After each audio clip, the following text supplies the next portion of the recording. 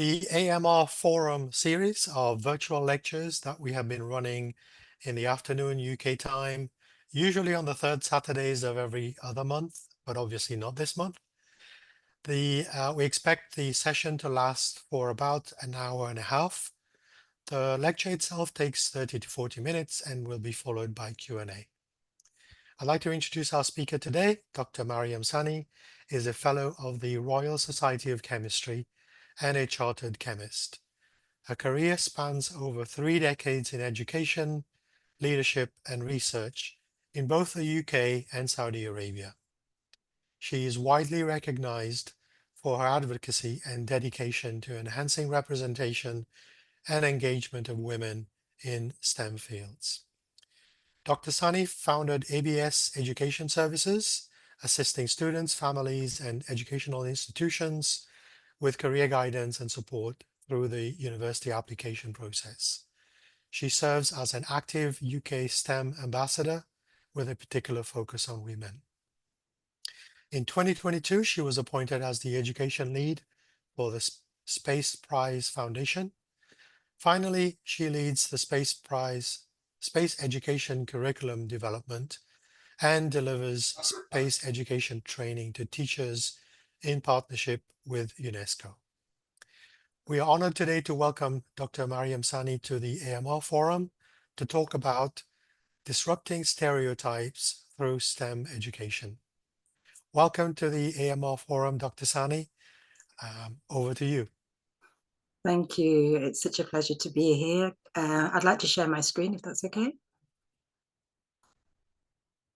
Sure.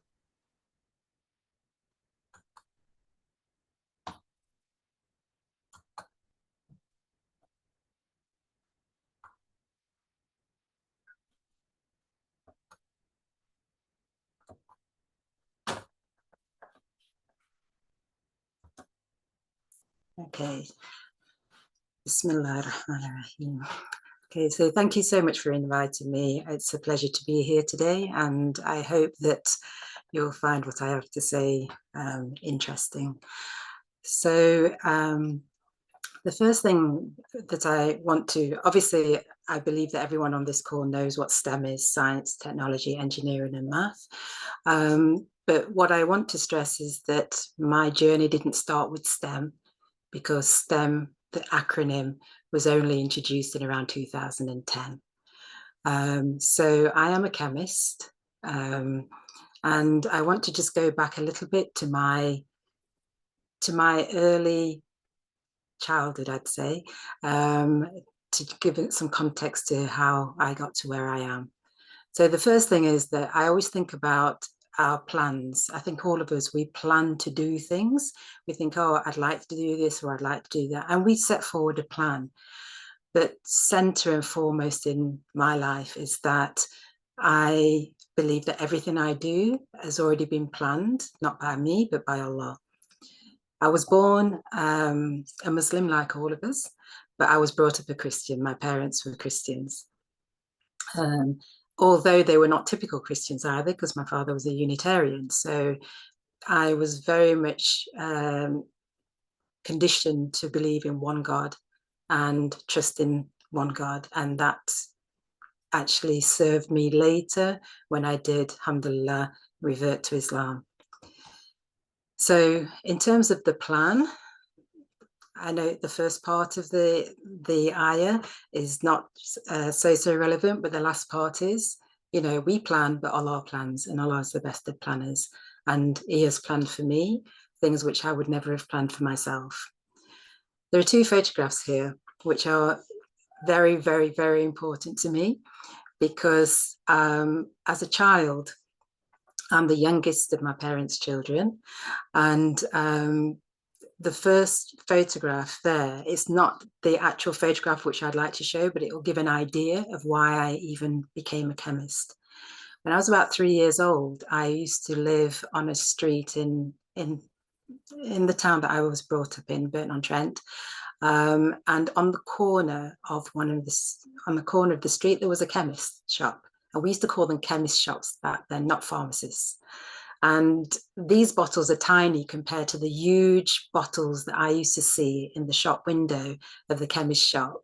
And I would literally drag my mom and say to her, I want to see, I want to see. And I kept looking at these fluorescent colors, the green, red, and sort of blue colors. And I was fascinated by them. Anyway, I'm told that I was about 3 or 4 then, because we actually moved from that house when I was 4. So it's, even though it's quite a vivid memory, it was one that stuck with me for a long time, and colors became something that were very, very important in my life. My father was a cyclist. He didn't like to have a car, so he used to go everywhere on his bike. And being the youngest child, I was also not welcomed at a nursery because I was just, I guess, a bit too spoiled. So my father used to work at night and my mum used to work during the day. And actually, I was taken care of by my father during the day whenever my mother wasn't at home.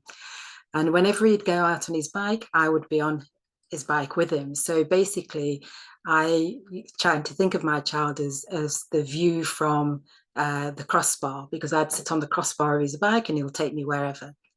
Now, that second picture reminds me of where he used to work, because back in those days, you'd go along to your workplace on a Friday and collect your pay packet. And I'd be with my dad and I would see that from afar, not close up, but it was a foundry. So again, colors, fire, all of these things were very much part of, my early childhood experience. I didn't realize until I was around, I think I was in year 8 at school, that what I was seeing in the shops, what I was seeing in all around me was actually related to chemistry. And that's actually why I started to think, oh yeah, I want to do this. I want to make these colors. I want to do these things.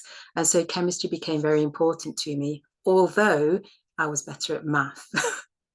Okay, so I then, made a decision that I was going to be initially a pharmacist, but that I changed my mind and then went into chemistry. So I did a pure degree in chemistry.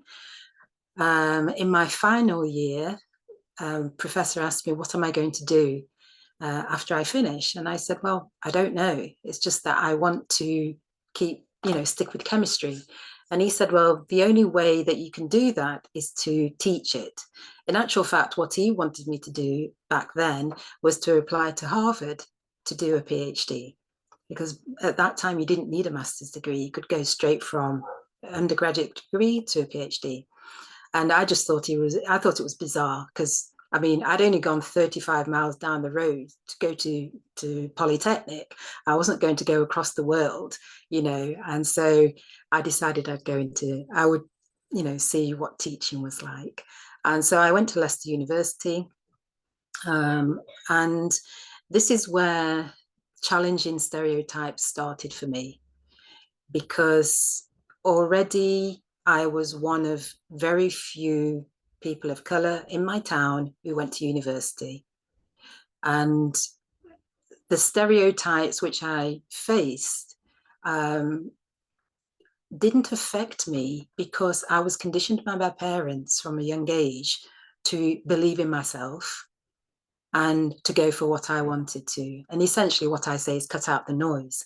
But it doesn't mean that there wasn't noise. There was plenty of it. So for example, and it wasn't always from the people that you would expect it to be from. So when I said I was going to go to university, people would say to my mother, why is she bothering? She can just get a job, be a secretary, she'll get money. And my mum would always say, it's up to her. This is what she's chosen, and we will support her. And I was the first one in my immediate family to go to university. It was actually Polytechnic, because it was very difficult for me as a person of color and from the Caribbean, not from Africa, to actually be accepted into a university, because my parents hadn't gone to university. But that didn't stop me. So I went along. I was one of 5 girls in my first year doing chemistry, and the only person of colour. When I applied to Leicester University to do teaching, they sold the story that they wanted to have as many, they didn't use the word diversity at the time. They wanted to have as many ethnic minorities involved in teaching and so on and so on. So they basically said to me, just go away, get the best education that you can, get the best degree, and you've got a place. So I turned up in September. There were 250 secondary students in the secondary education department, and I was the only person of color. No, I'll tell a lie. I wasn't the only person of color. I was the only Black person there, and there were 2 Asians. But to me, that was a surprise, because the way they'd sold it made it seem as if there were going to be quite a few of us, and there wasn't. So I was the only one out of 250. And in the primary education, there were 150 students. And one of my best friends, she was the only person of color in that. So out of 400 students, there were 2 of us. Now, that was fine, because I don't, like I said, I cut out the noise. So I just continued just doing what I wanted to do, which was teach. But again, we faced some challenges with schools. I was in Leicester. There's areas of Leicester which are known to be, not very pleasant, not very welcoming, I should say. And I ended up doing one teaching practice in a group with others. There were a group of 20 of us doing team teaching, and the only person that got a negative comment, not about the teaching, but simply about wanting to borrow a resource, which we were told we could do, was me. And the comment was, after a week, yes, I found out that you're trustworthy, so yes, you can borrow the book. Things like that. I had to keep in mind that they were not important. What was important was the end. The end was that I wanted to be a chemistry teacher. I wanted to give an experience to girls that would help them to believe that they could do chemistry, because I was the only girl in my A-level chemistry class. So that's just a little bit of background to why this is what I actually believe. So, this is my mantra: disrupting narratives around STEM fields through education opportunities is essential for more girls to be confident in pursuing their passions. And I say STEM fields, although there is no definition of STEM. Okay, people use the term all the time. There is actually no definition. So some people will include, for example, like myself, I would include medicine in STEM, but generally, I think last year in the US, they decided to include medicine, but in the UK, it's not included. So this is basically what I've been working on forever, although it wasn't an intention. So it wasn't a purposeful thing that I decided that I'm going to do this, but I saw a niche, I saw a need, and I've just worked at trying to fill that. So this is just a very brief summary. I'm not going to go through all of it. Just, some of the things that my qualifications and some of my experiences. I am a graduate of the Royal Society of Chemistry, and I put that in because it's a very unique degree, and they don't actually have that anymore. So it was awarded not by a university. I studied in a university, but it was awarded by the Royal Society of Chemistry in London. And the funny thing about this was that I started being a student member when I was in my second year. And I was always, there's categories, so student and then graduate and so on and so on. And the highest was the fellow. And I was always in awe of one of our lecturers because he was a fellow. And it seemed like that's something that I would never, ever achieve. In fact, I never really thought about getting to that stage because it just seemed so far off. However, as I went through my career, and the Royal Society of Chemistry actually was one of the ways in which I met Dr. Imtiaz, because I hadn't realized that after I finished teaching in the UK, I went to Saudi Arabia. And I went to Saudi Arabia because I wanted to learn more about Islam. But my route there was actually through teaching. So when I was there and I was teaching all girls. So again, this was, something for me which was amazing. When I started, I was teaching all girls, and I literally had 5 girls in my A-level chemistry class. That was it, 5 girls. And I was given time to sort of, perfect the department. Yeah, I was the head of chemistry. They had other courses and so on, but I was in charge of the A-level in particular. And what I realized was that the students that I had in what we would call the upper sixth were going to take an exam in the coming summer. And I said to them, maybe in my first week with them, okay, so get out your Bunsen burners, we're going to do a practical. And they looked at me and I said, what's the problem? And they basically said, like, what do you mean get out the Bunsen burners? And I said, do you not know what a Bunsen burner is? And they were like, no. So we talk about A-level, upper six, practical exam within 8 months, and they had not used a Bunsen burner. And so I got the 5 girls, one Bunsen burner, and I showed them how to light the Bunsen burner. Well, I thought that, the Bunsen burner was going to be a problem, but no, they hadn't struck a match. So I had to teach them how to strike a match. Well, that completely changed how I conducted my lessons from then on. So it became extremely practical. I mean, I am an analytical chemist, and so I love doing experiments. And so we would do regular experiments every single week, and to get them to where they needed to be.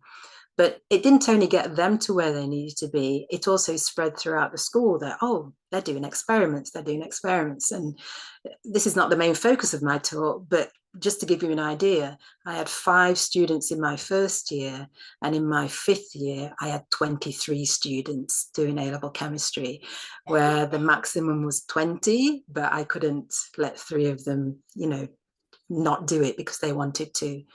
And, things like that were what spurred me on to do more.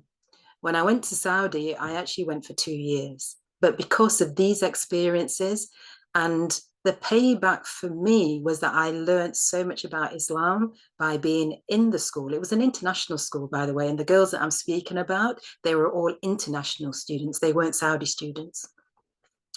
So I learned a lot. They learned a lot. It was a win-win situation.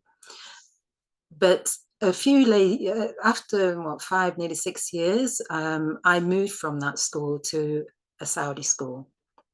And in that school, I was teaching chemistry, again, girls, chemistry and physics. And the sad thing about that was when I turned up at that school, it was probably the best school in Jeddah.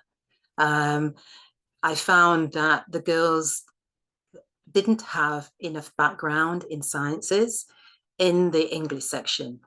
And so when I would look at the notes that had been left from the year before, they'd done a couple of chapters. And I was like, well, how are they ever going to do, sciences in university or anything like that?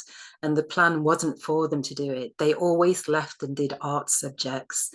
And I was like, well, I'm not here just to babysit. If they're going to be taught, they're going to be taught properly.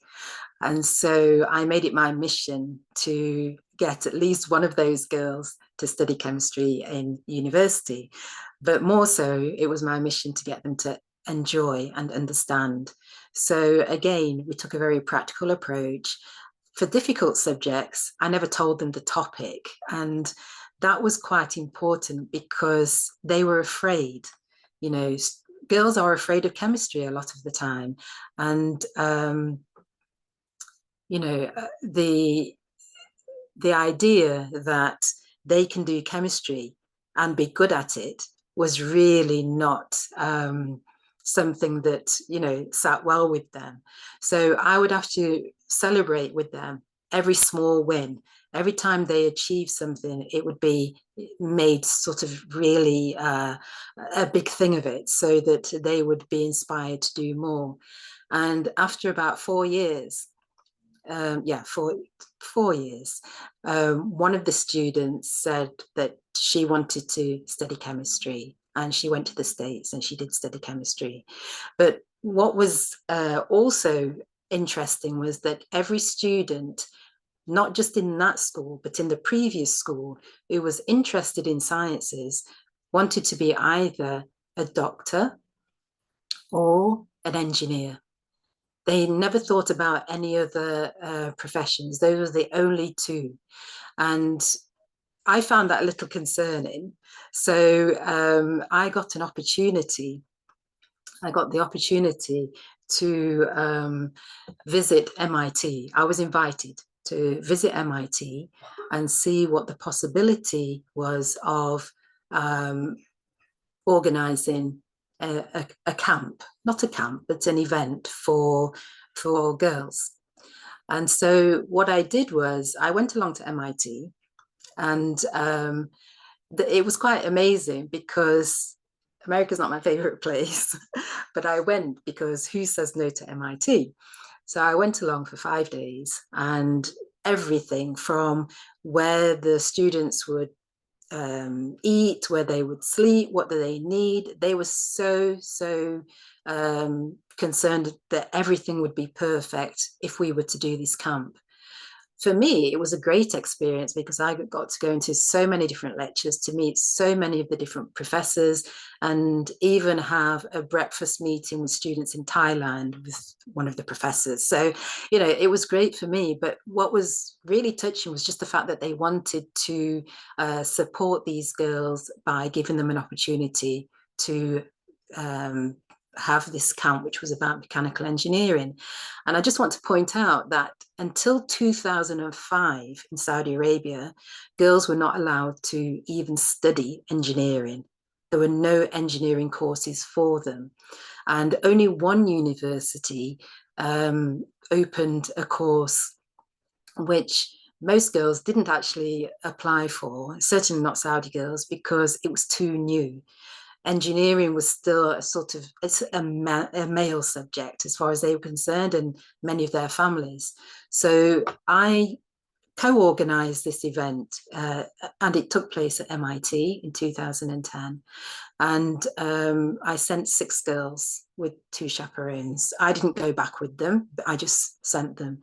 In this first picture here, these are 2 of my students. They actually went to MIT, but this was prior to them going to MIT.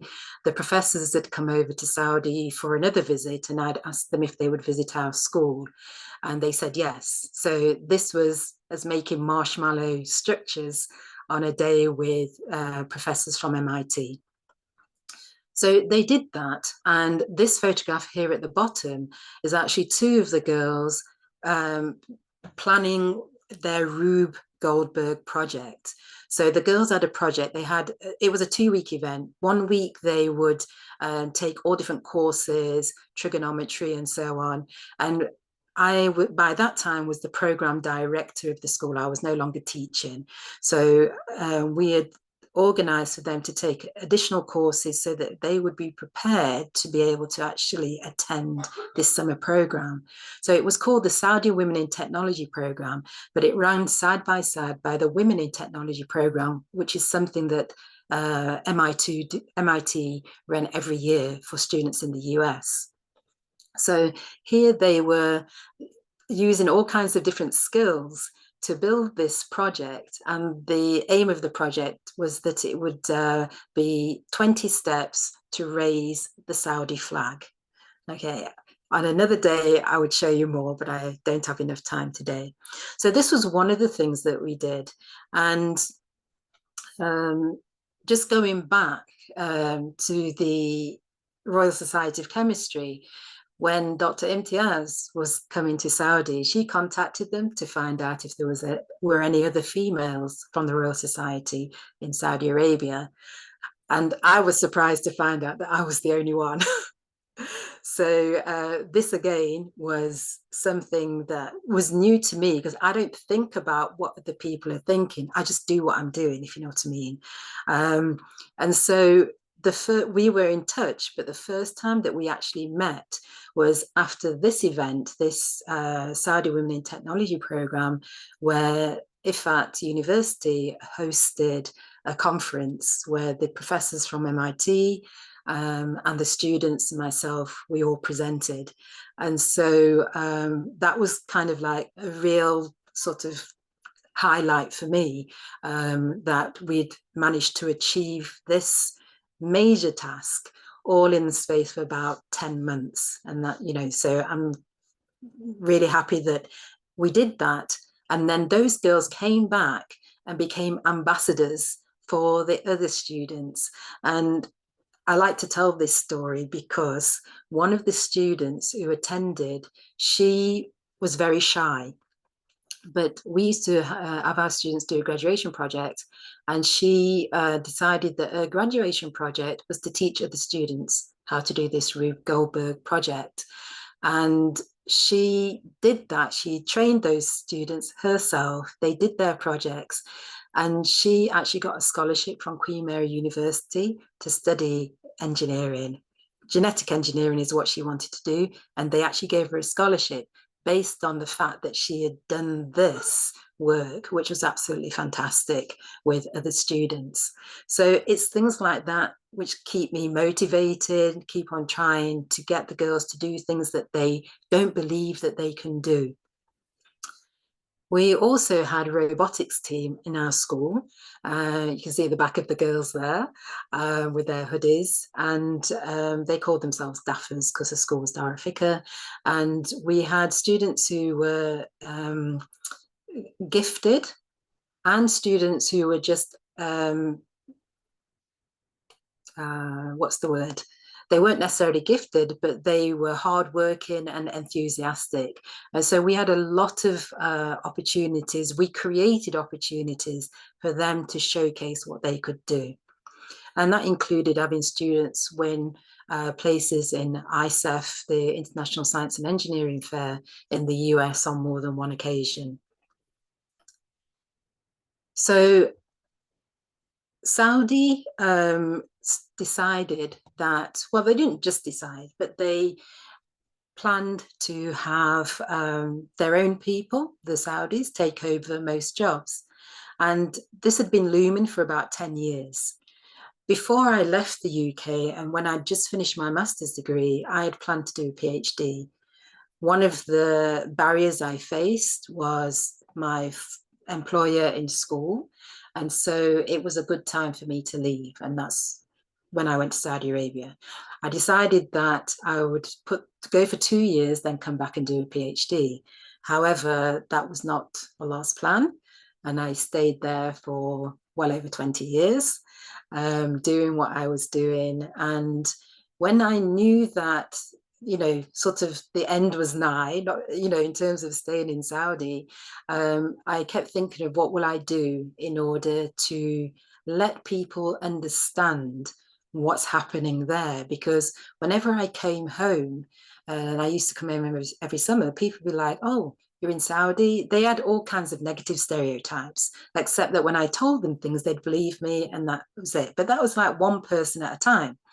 So it was very topical then, as it is now, about the underrepresentation of women in STEM. And I knew that there was no underrepresentation of women in STEM in Saudi. But the only way to get people to understand was to have it, was to do the research and to have something which was documented, so that they could say, oh, well, I thought it was like this, but this is saying that. And this is exactly the reason why I chose this as my PhD and not chemistry. You know, so what I did find, so just a little bit about my research, what I did find was that girls went into STEM careers either because of their aspirations, because of family encouragement, because of an educational experience, and I'll come back to that in just a minute, or because of cultural trends. So the cultural trends were largely, you know, if this was seen to be good, then go into it. So when medicine started to be the ideal job for a Saudi girl, they went into medicine. The educational experience was that I found that several students were not necessarily good at either math or physics. It could even have been chemistry, but rarely biology. However, if they had a teacher who gave them time and put the effort in to and helping them to overcome those barriers and to understand, they often liked that subject more than anything else. So there were girls who studied physics and became physics teachers, although they were not very good at physics right at the beginning, until they got that attention from a teacher who showed them how they could be. Family encouragement. This came with all subjects, but mothers would encourage with all subjects. Fathers and brothers were instrumental in girls becoming engineers when engineering became, a subject of choice. So brothers would encourage their sisters to become engineers and so on. And the personal aspirations, I go back to that one because I found that students' personal aspirations for a career started as early as grade 4. And that resonated with me too. So, so one of the reasons why I actually look into STEM education and careers more so than anything else that I do is because I believe that we should start as early as possible to help young people to understand what possible futures could be and to help them to direct their attentions to what they need in order to be able to be prepared for potential careers. Not that they will necessarily follow through with the career that they are thinking of at the age of 7 or 8, but knowing that there is a possibility and that there is help at hand is what I think is very important. So with this, when I presented this research to, and I've presented it in many places, the British Educational Research Association, I did it at Staffordshire University, I presented there to various groups of people and so on. But the first question, or one of the questions that I get asked, is an assumption, is that I am Saudi. And it really makes me laugh because as much as I can get by in Arabic, I really am not an Arabic speaker. My accent doesn't make me sound Arabic, and I don't even think I look like an Arab. But it's this stereotype which people can't understand why I did it if I'm not Saudi, and when I do explain it to them, they get it. But initially it'd be like, oh, so you're Saudi, that's why you want us to know this. I'm like, actually, no, I'm not Saudi, but I do want you to know it. And, and it's amazing because even though I did this a few years ago, I was co-organizing a conference in November. And when I spoke to one of the ladies that eventually was presenting on the panel with me, she said, I'd love to go to Saudi because they don't have the girls aren't able to do IT. I said, excuse me, who told you that?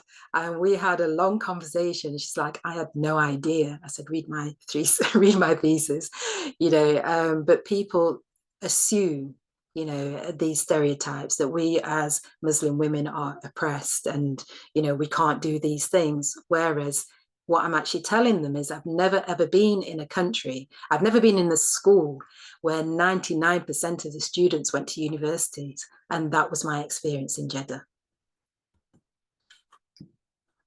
Okay. So those are, that's a brief of what I did with my PhD. Come COVID, I had to return to the UK. When I first came back, I wondered, well, what exactly am I going to do? I was already doing counselling, college counselling, and I was doing digital training for one of the multinational companies in Saudi. So I used to go around the universities training teachers and training students on how to use digital platforms. But when I came back to the UK, everywhere was closed. And I just had no idea what I was going to do, except that I would continue with college counselling virtually. But then I became a STEM ambassador. And so I go to different schools and help them with whatever they need. They, put out a call. It could be schools, or like in this bottom photograph, this was the Muslim Scouts Federation last year, their jamboree. And I attended that for 2 days and did workshops with the children on launching space rockets, just toy ones. I'm also a school reader, and the reason for that is because I wanted to make sure that children can read. I know that teachers are overstretched, and I go in on a weekly basis to one school, and I have children who are struggling with reading read with me. And we talk about things, we talk about careers, we talk about all kinds of different things. And about 90% of the children in that school are Muslim. It's a Catholic school, but they're Muslim. And so when they saw me, they used to ask questions like, Miss, are you a Muslim? I'd say salam alaikum to them, and they're like, are you a Muslim? I'm like, yeah. How can you be a Muslim? And, things like that break barriers when they see me, because they're not used to seeing somebody that looks like me wearing a hijab and being a doctor. Because when I tell them I'm a doctor, first of all, they think I'm a medical doctor. And then I say, no, I'm not a doctor. I'm a doctor of education.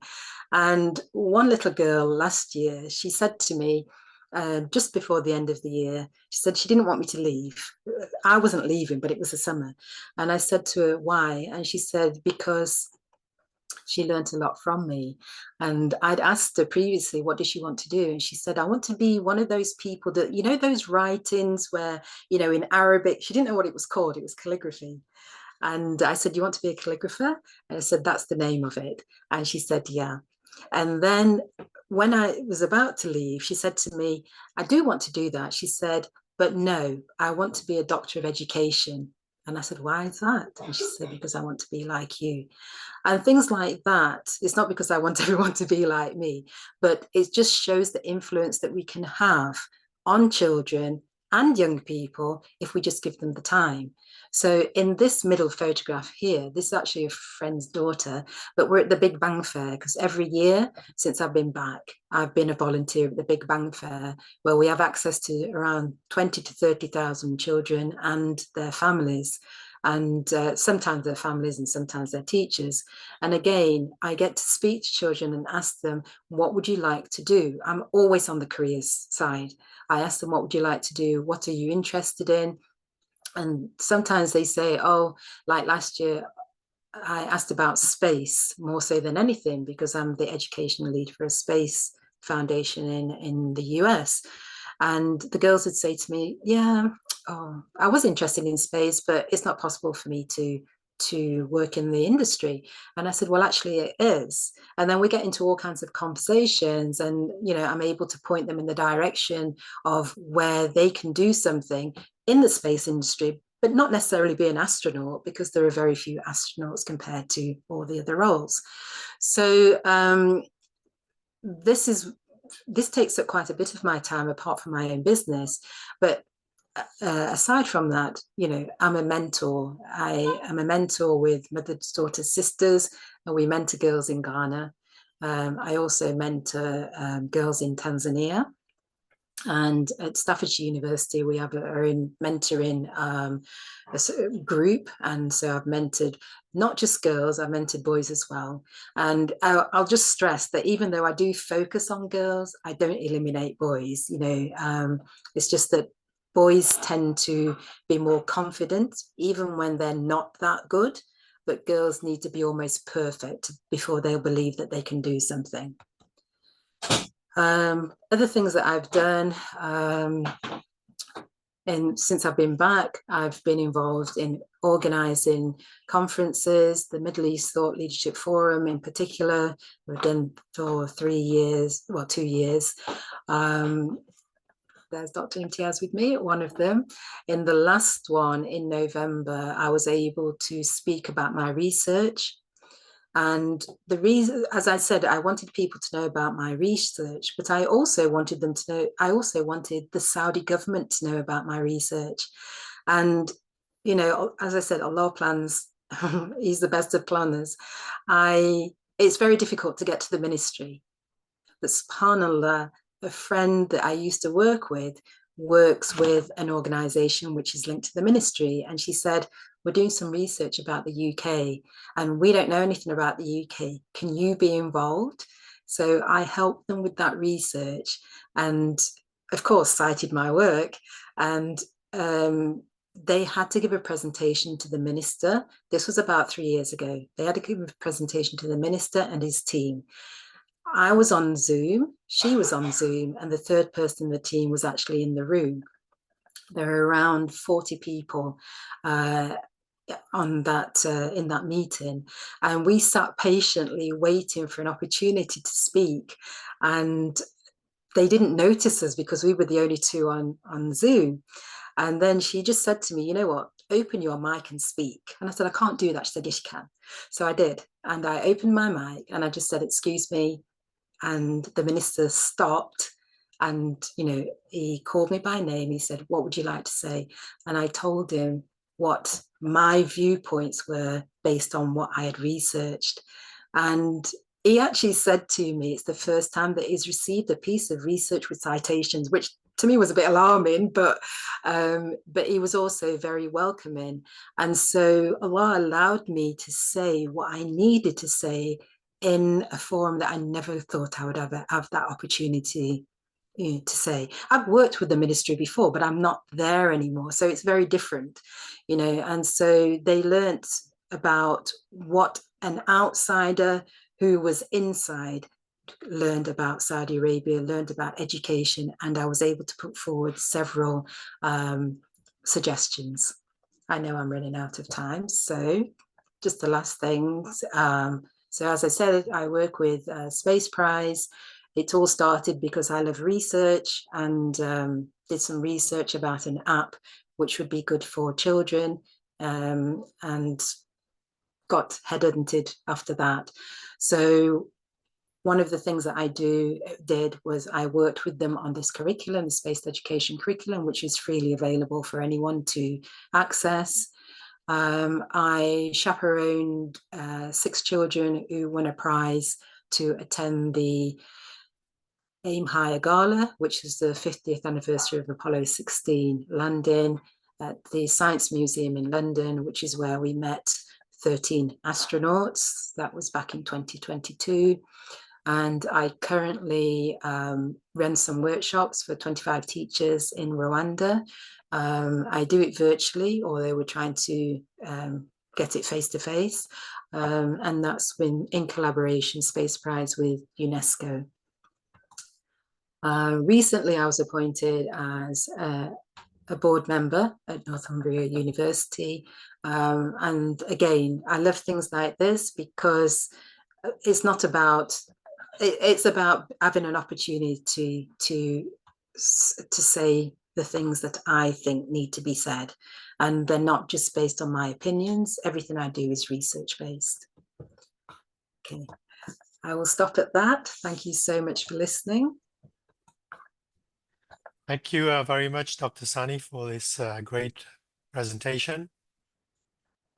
Okay. I love how you shared your upbringing as a Unitarian Christian and your early childhood experiences with, was it the large bottles in the chemists and the Yes. colors in the foundry? Yes. You talked about challenging stereotypes at university and how you were sold a diverse class at Leicester University, but advertising didn't quite match up with reality. Not at all. You talked about getting more girls into studying chemistry and setting up the programs with MIT. You covered your PhD on representation of women in STEM education in Saudi Arabia. Finally, you talked about your various voluntary work after COVID and your involvement with Space Prize. Thank you again for sharing your journey with us. At this point, I would like to open the floor for questions from the audience. If you would like to ask a question, please raise your hand. I can see a hand raised by Sumaya already, but I'll carry on with the instructions. So please raise your hand so we can see, and then we'll call on you. You can then unmute yourself and ask the question. You can also type the question in chat if that's easier for you.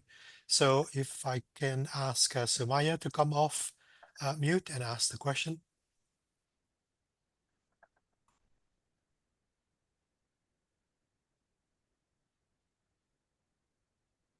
Sister Sumaya, can you hear me? Yes, sorry. First of all, I want to thank Dr. Maryam for the wonderful talk and the stereotype she clarified. It was very insightful for those who are have integrated with the science and education. It touched me deeply because I have perhaps somehow the same experience because I'm from biology background, and then I turned myself to the education field. Really, Dr. Maryam, what really it was captivated me in your talk was that teacher is the main driver in helping a student out of whirlwind where they do not know where to go.